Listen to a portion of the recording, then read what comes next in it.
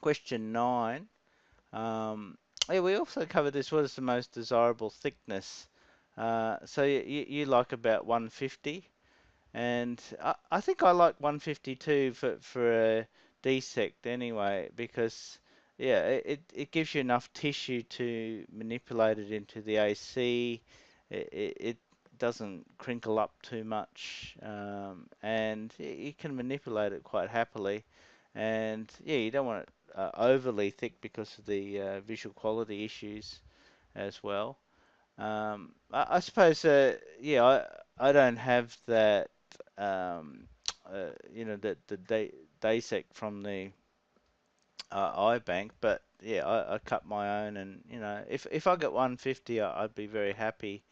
But I usually aim for around 170, just to give me that little bit of extra leeway.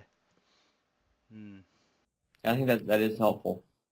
So, with your DEEM expert, you have to do the harvest yourself, isn't it? Is it like the No, iBank? the iBank produces that as well. So that's Really? God, yeah, I'll have to move to yeah, the States, I think. yeah. It's pretty nice actually. I have to They tell you, there's they do the DMAC. Oh, it keeps it, it's just very convenient. I mean, you don't have to, and it's also, there's practical benefits. That uh, might. I've seen the DMAC preparations, and that looks like it could take 20 minutes, half an hour.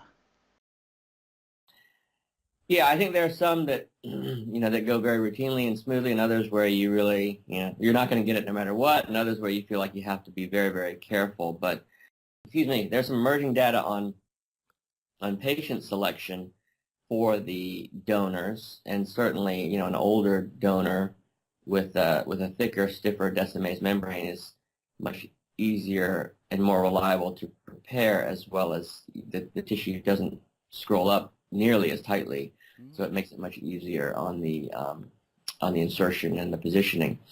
And we just published a paper, I think it might have come out a month ago, in American Journal of Ophthalmology, indicating that donors with diabetes and hyperlipidemia together increase the donor failure rate significantly. So by excluding that group of patients and perhaps shunting them to other applications such as PKs or DALKs or DSECs is going to be there's going to be a benefit on the donor pool to reduce the number of failures. If you enjoyed this lecture so far, please subscribe to http://iop.vision. I hope you enjoyed this series as much as we have putting it together. Thank you.